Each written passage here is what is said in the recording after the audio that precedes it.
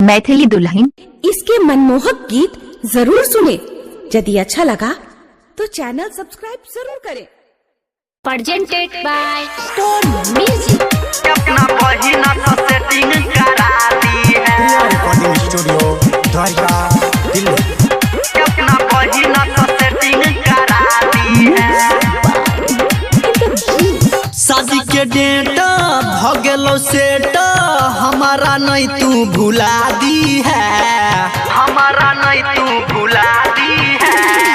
शादी के debt भगलो set हमारा नहीं तू भुला दी है। सुन के जाने एगो बात हमर मानी अपना बहिना से सेटिंग करा दी है गे। सुन के जाने एगो बात हमर मानी अपना बहिना से सेटिंग करा दी है।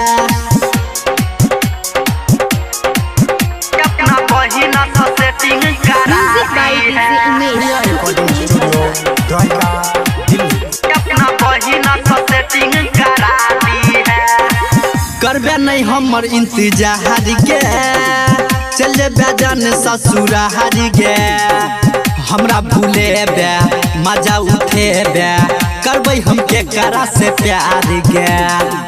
करबै हमके करा से प्यार गे। करबे नहीं हमर इंतजार गे, चल जबे जान ससुरार गे। हमरा भूले बे मजा उठे बे, करबै हमके करा से प्यार गे। 70 79 52 82 55 नंबर बता दी है। सुन के जाने एगो बात हमर मानी अपना बहिना से सेटिंग करा दी है गे। सुन के जाने एगो बात हमर मानी अपना बहिना से सेटिंग करा दी है। अपना बहिना से सेटिंग करा दी है। Priya recording music studio by DJ Dwarka Umesh Delhi. अपना बहिना से सेटिंग करा दी है। देखे में लागे स्मार्ट गे, हेते रोजो मुलाकात गे।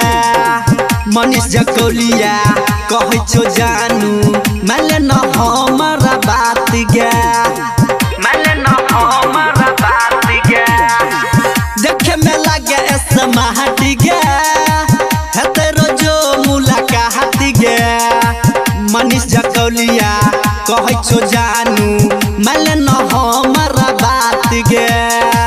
याद बतारा दीपक दीवाना एकरो काम बना दी है। सुन के जाना एगो बात हमर माने अपना बहिना से सेटिंग करा दी है गे। सुन के जाना एगो बात हमर माने अपना बहिना से सेटिंग करा दी। लो ले मोबाइल नंबर।